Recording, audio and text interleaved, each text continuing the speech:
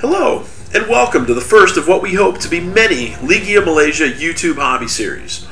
Today we'll be introducing you to an event we've just begun called Ghemehaal Annihilation, a Warhammer 40,000 campaign that continues a long thread of campaigns, tournaments, and battles set in our very own Glenmary subsector. Unlike all the 40k campaigns we've run in the past, this one owes a lot to a system from the World War II miniatures game Flames of War called Firestorm Bagration. Introduced in 2008, Firestorm Bagration was the first ever campaign box set released by Battlefront Miniatures for their Flames of War World War II game. It's a wonderful system that did a great job making the relentless onslaught of the Soviets and the desperate defense of the Germans a playable and balanced campaign. Supply lines, partisans, Firestorm troops, and more make this system a fantastic way to play Flames of War. If you haven't tried it, I highly recommend you get your hands on a copy. In fact, we like the Firestorm system so much, we actually co-opted it into 40k. By making a few minor changes, drawing a new map, and loaning 2 armies out to represent the Firestorm troops, this system has been adapted for our needs. It's a bit more complicated than your average campaign, but the richness and detail something like this adds makes it totally worth it.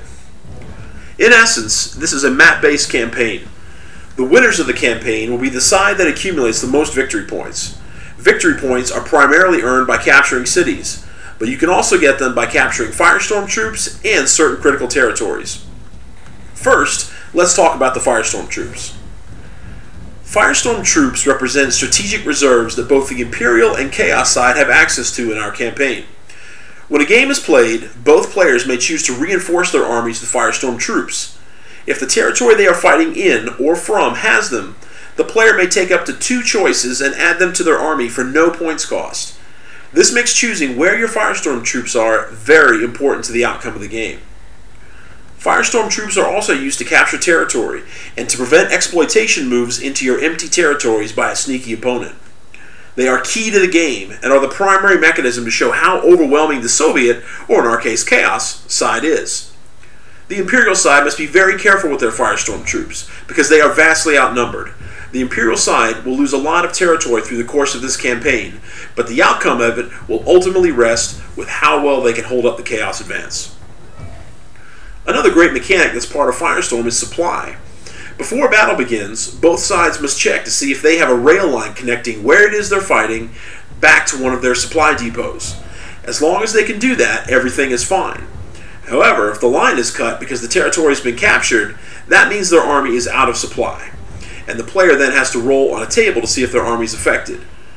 Reduction in size of the force, ballistic skill, and other effects are possible, so it's important to keep your supply lines intact. Conversely, battles can be made much easier if you can surround your target first and cut them off from supply. Strategy like this is one of the things that makes the Firestorm system so much fun to play. We'll cover lots more details of how this works over the coming weeks.